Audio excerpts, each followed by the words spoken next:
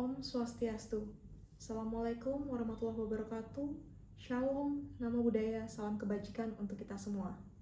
Perkenalkan, nama saya Putri Triari Dwi-Jayanti, Sarjana Hukum, Magister Ilmu Hukum. Saya merupakan salah satu pengajar di Fakultas Hukum Universitas Udayana, khususnya di bidang Hukum Keperdataan.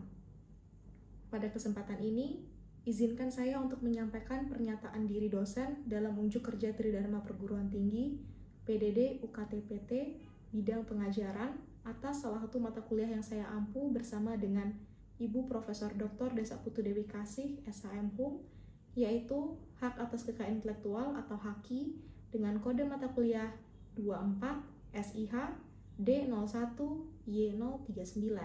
Mata kuliah HKI ini merupakan mata kuliah wajib institusional yang ditawarkan pada semester 4 dengan bobot 2 SKS.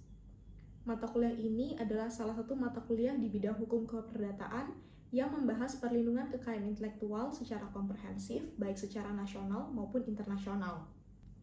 Melalui mata kuliah ini, mahasiswa dikenalkan berbagai jenis kekayaan intelektual seperti hak cipta, merek dan indikasi geografis, paten, rahasia dagang, desain industri, perlindungan varietas tanaman, desain tata letak sirkuit terpadu, dan juga kekayaan intelektual komunal. Dalam pelaksanaan Tridharma Perguruan Tinggi di bidang pengajaran, saya melaksanakan proses pengajaran dengan proses DIA, yaitu Delivery, Interaction, dan juga Assessment. Yang pertama yaitu proses delivery. Delivery adalah suatu proses bagaimana dosen melakukan kegiatan belajar mengajar sehingga materi yang disampaikan dapat diterima dengan baik oleh mahasiswa. Proses pembelajaran dalam satu semester selama saya mengajar selalu mengacu pada rencana pembelajaran semester atau RPS. Di dalam RPS tersebut, terdapat rencana pembelajaran materi-materi yang akan disampaikan kepada mahasiswa selama satu semester, organisasi materi, bahan kajian, hingga aspek penilaian. Berikut adalah tampilan dari RPS mata kuliah HKI di Fakultas Hukum Universitas Udayana. Di dalam RPS ini terdapat CPL dan juga CPMK dari mata kuliah HKI. RPS ini merupakan rencana pembelajaran satu semester yang akan digunakan selama mahasiswa menempuh mata kuliah.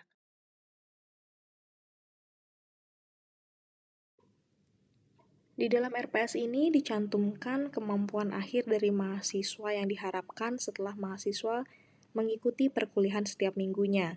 Selain itu, dicantumkan juga kriteria atau indikator capaian, bahan kajian, bentuk dan metode pembelajaran, beban waktu pembelajaran, asesmen pembelajaran, pengalaman belajar atau aktivitas dari mahasiswa, media pembelajaran, serta bobot penilaian.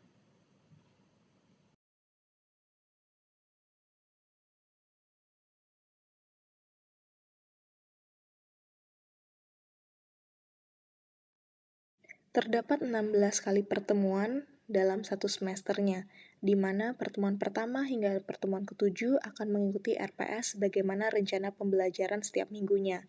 Untuk pertemuan ke-8, mahasiswa akan mengikuti ujian tengah semester. Selanjutnya, untuk pertemuan 9 hingga pertemuan 15, mahasiswa akan mengikuti pembelajaran sebagaimana rencana pembelajaran setiap minggunya. Lalu, pada pertemuan ke-16, mahasiswa akan mengikuti ujian akhir semester sebagai salah satu komponen untuk penilaian akhir. Di dalam RPS ini juga dicantumkan literatur dan juga jurnal-jurnal yang sekiranya dapat dipergunakan oleh mahasiswa sebagai bahan pembelajaran selama menempuh mata kuliah hak atas kekayaan intelektual. Jurnal-jurnal ini merupakan hasil publikasi dari penelitian-penelitian terdahulu yang telah dilakukan oleh tim peneliti dari Fakultas Hukum Universitas Udayana. Berikut adalah CPMK dari mata kuliah HKI.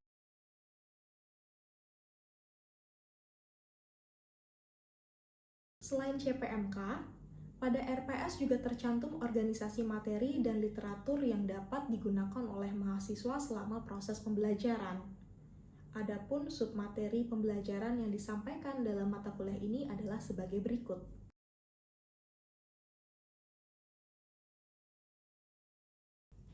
Untuk menunjang pembelajaran, mahasiswa dapat menggunakan berbagai literatur dan juga jurnal di bidang HKI, serta menggunakan peraturan perundang-undangan terkait. Untuk peraturan perundang-undangan, mahasiswa dapat menggunakan Undang-Undang Hak Cipta, Paten, dan juga merek. Sedangkan untuk buku, mahasiswa dapat menggunakan buku ajar hak kekayaan intelektual yang ditulis oleh beberapa dosen dari Fakultas Hukum Universitas Udayana, dan juga mahasiswa dapat menggunakan buku Hukum Kekayaan Intelektual Komunal dan Inventarisasi Ekspresi Budaya Tradisional, di mana saya merupakan salah satu dari penulis buku ini. Berikut adalah beberapa referensi yang dapat digunakan oleh mahasiswa selama menempuh mata kuliah HAKI. Selanjutnya adalah interaction. Dalam kelas HKI, saya membangun interaksi antara dosen dengan mahasiswa dan juga interaksi antara mahasiswa dengan mahasiswa. Interaction ini dapat dilakukan baik secara offline maupun secara online. Pada program studi S1 Ilmu Hukum di Fakultas Hukum Universitas Udayana, kami mengadopsi pembelajaran yang berpusat pada mahasiswa atau dikenal juga dengan student-centered learning. Student-centered learning ini menggunakan metode case-based method dan juga problem-based method dengan menggunakan contoh-contoh kasus yang terjadi di kehidupan nyata maupun kasus imajiner.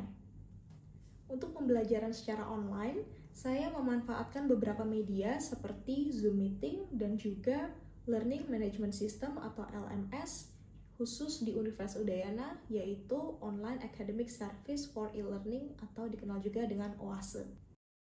Ini adalah tampilan dari laman OASE, khusus mata kuliah yang saya ampu dan memang memanfaatkan OASE sebagai salah satu media pembelajaran.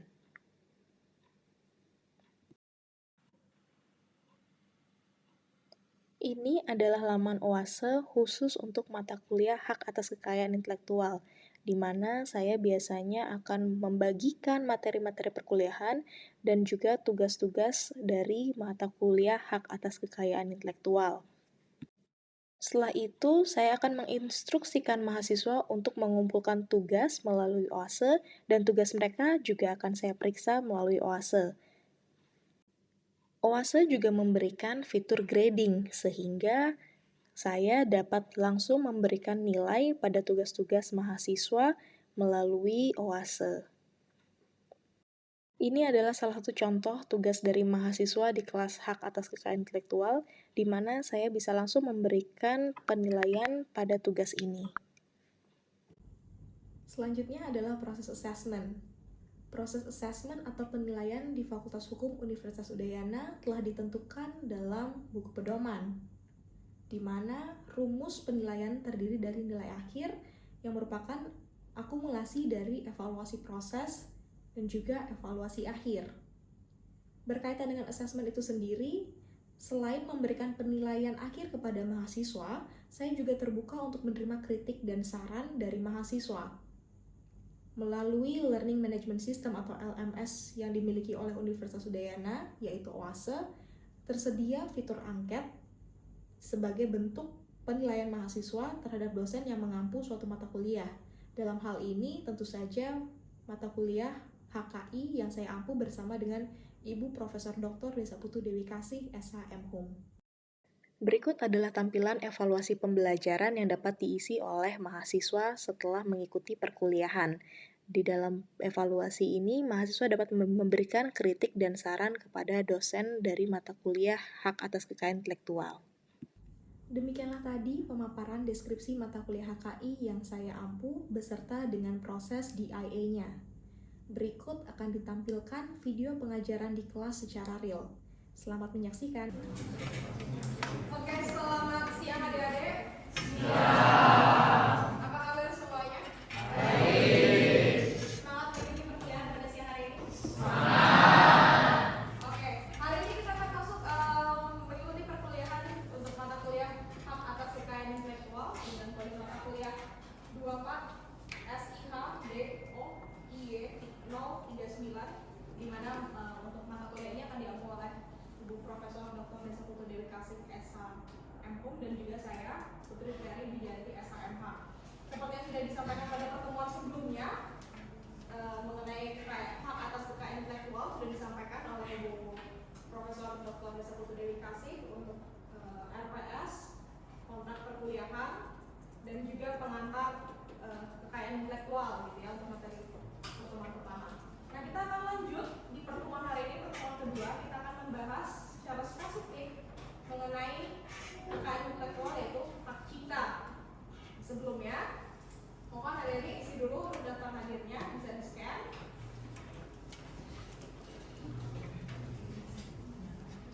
Daftar hadirnya bisa di-scan. Nanti dilengkapi nama dan emailnya sesuai dengan yang tertera dalam form tersebut.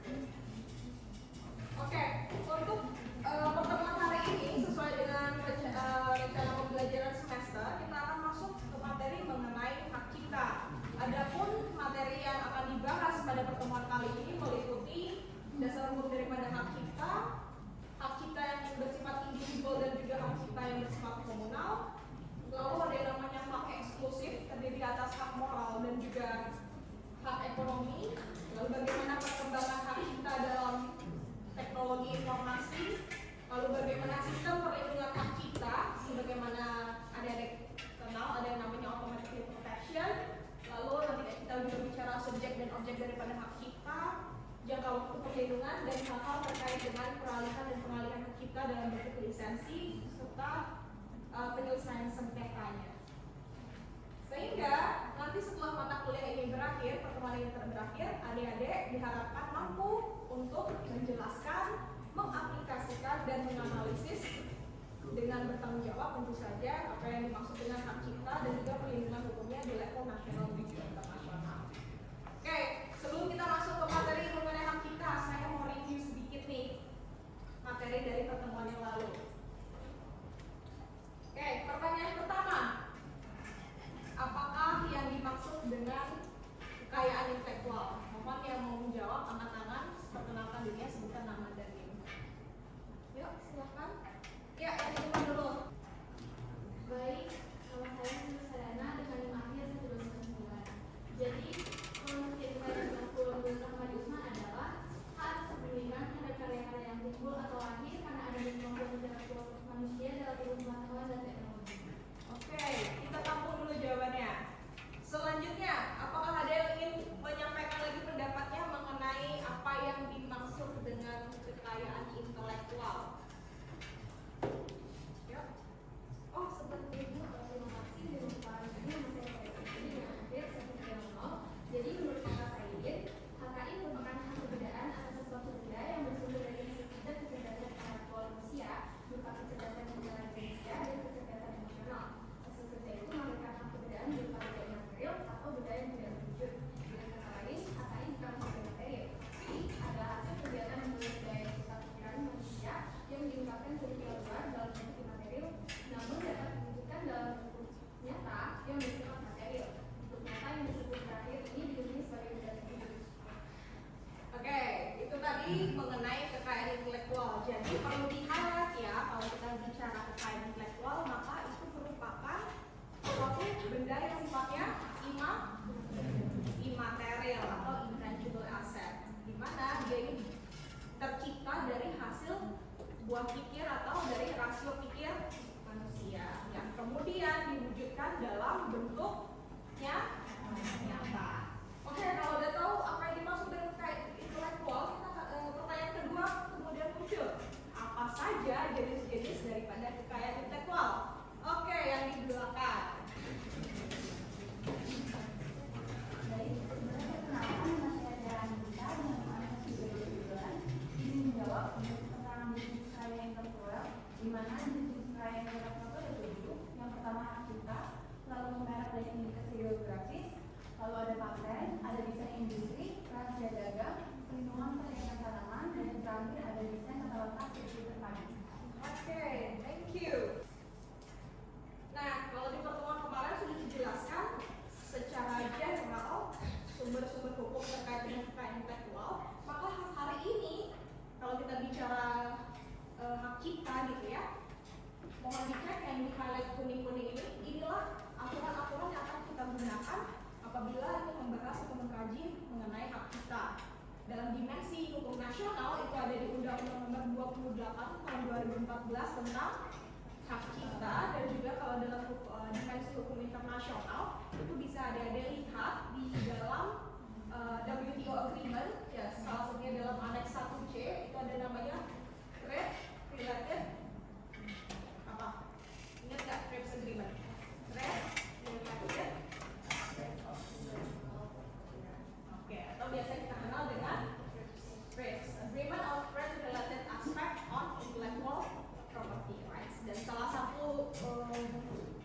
Payung Hukum Internasional yang sifatnya paling tua nih, itu ada yang namanya Berne Convention. Inilah cikal bakalnya, awal mulanya banget dalam kaitannya dengan perlindungan hak cipta. Udah di-download semua untuk untuk sumber-sumber hukumnya? Sudah bukan dalam bentuk soft copy-nya? Sudah. Nah, kalau kita bicara hak cipta, kayak kurang paham gitu rasanya kalau nggak paham dari sisi ketentuan umumnya atau dari definisinya. Ada bisa lihat ketentuan pasal 1 angka 1 Undang-Undang Nomor 28 Tahun 2014 tentang hak cipta. Benar ya?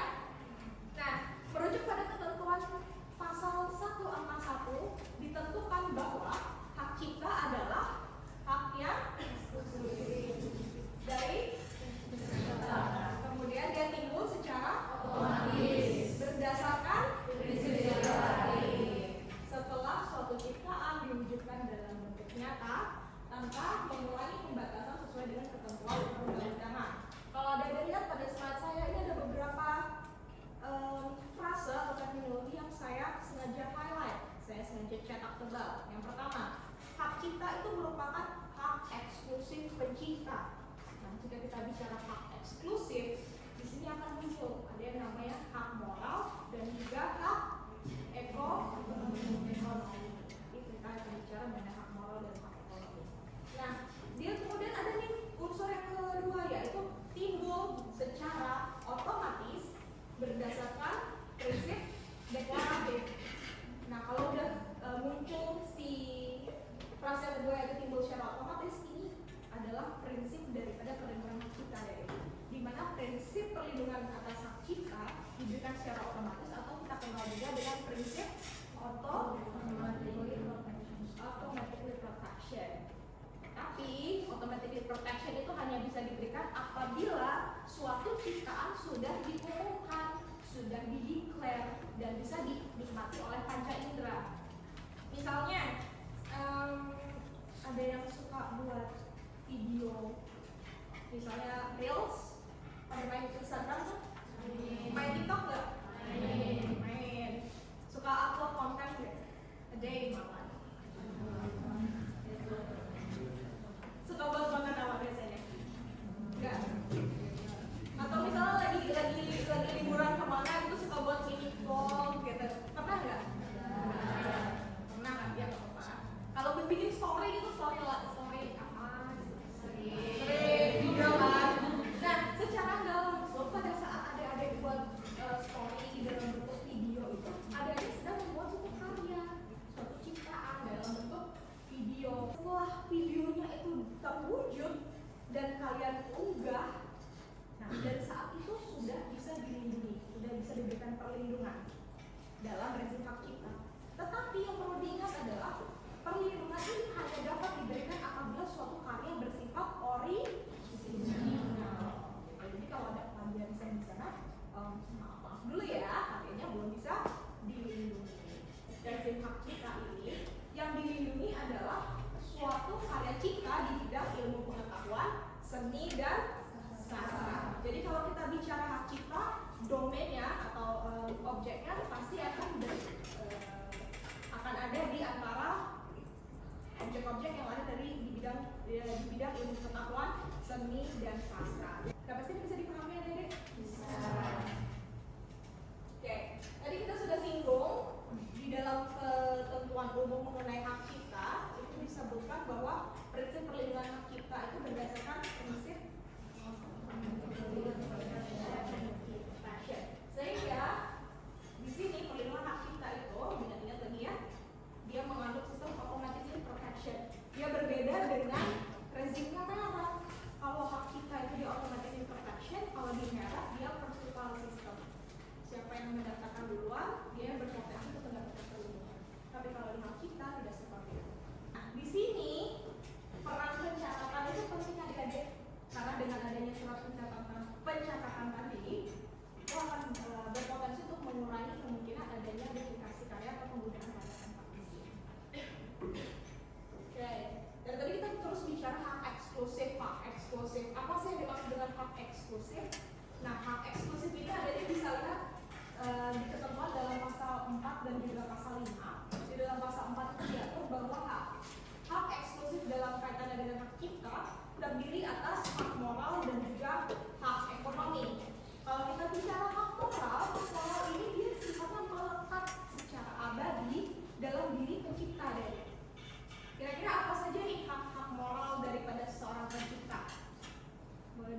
sambil di browsing ininya Undang-Undang 28 2014 nya, dilihat ketentuan pasal 4-nya.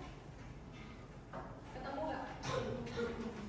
Oke, ada yang bisa bantu jawab untuk apa saja yang dimaksud sebagai hak moral? Ya, yang di depan kanan saya. Boleh perkenalkan diri dulu. Baik, Ibu, perkenalkan nama saya Akbar Kompos dari 1285. Menurut pasal 5, hak moral itu sebagaimana dimaksud dalam pasal 4 merupakan hak yang melekat secara abadi pada diri pencipta untuk a. tetap mencantumkan atau tidak mencantumkan namanya pada salinan sehubungan dengan pemakaian ciptaannya untuk umum, b. menggunakan nama alias atau samarannya, c. membuat ciptaannya sesuai dengan kepatuhan dalam masyarakat, d. mengubah judul dan judul ciptaan, dan e. mempertahankan haknya dalam hal terjadinya distorsi ciptaan, mutilasi ciptaan, modifikasi ciptaan, atau hal yang bersifat merugikan kehormatan diri atau reputasinya. Untuk hak ekonomi, siapa yang udah ketemu? Oke, yang di depan. Perkenalkan nama dan negara. Perkenalkan Bu, nama saya Junior Christopher dengan NIM 2384 Untuk hak ekonomi dapat kita lihat pada pasal 8 Undang-Undang Nomor 28 Tahun 2014. Hak ekonomi merupakan hak eksklusif pencipta atau pemegang hak cipta untuk mendapatkan manfaat ekonomi atas ciptaan. Nah, kalian terkait hak ekonomi, contoh paling mudah ya, Dede. Ada yang suka nonton ke bioskop ya? Nah, kalau datang ke bioskop, itu pada saat filmnya belum mulai atau di filmnya credits awalnya apa namanya? Di bagian intronya udah kelar baru kalian masuk. Sebelum mulai ada masuk. Berarti biasanya lihat ya bahwa di dalam bioskop itu biasanya ada video tayangan yang menghimbau untuk tidak boleh melakukan perekaman dalam bentuk apapun. Pernah lihat nggak? Perhatikan ya. Kenapa kira-kira itu dilarang perekaman dalam bentuk apapun?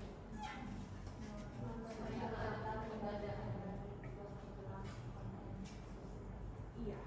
Nah, itu sebagai bentuk penggandaan ya, sehingga dia sangat berpotensi untuk melanggar hak kita dari sesama pencipta. Habis ini bisa dipahami ya, Dede? Oke. Jangan ragu-ragu, silakan yang mau jawab apa saja objek daripada hak cipta berdasarkan ketentuan pasal 40. Ya, dari belakang perkenalkan namanya kan.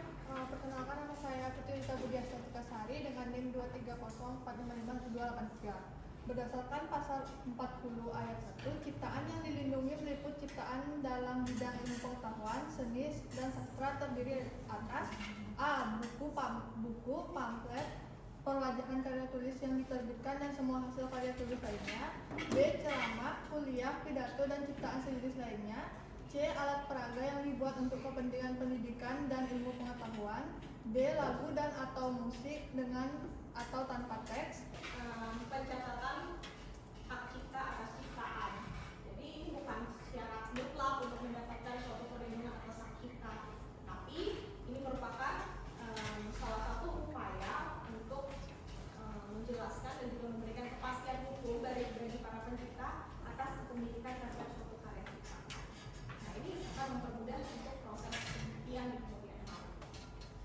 Yang paling sering terjadi adalah pelanggaran hak cipta. Ada pernah tahu lagu ini nggak? Kalau kalian tahu, kebayang nggak? Kalau sering lihat YouTube gitu, pasti nggak asing dengan salah satu YouTuber ternama di Indonesia. Pada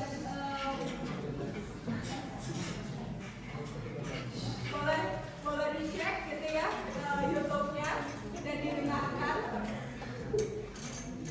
Ada lagu yang dirilis oleh Siti Badriah, judulnya lagu Syatik, dan ada juga nih lagu Syatik versinya yang ada. Tapi ini sudah ada putusan inkrahnya, adik-adik bisa baca bagaimana pertimbangan hakim dalam menentukan kedua kasus pelanggaran hak cipta ini. Sekian perkuliahan pada hari ini. Apakah ada yang ingin ditanyakan?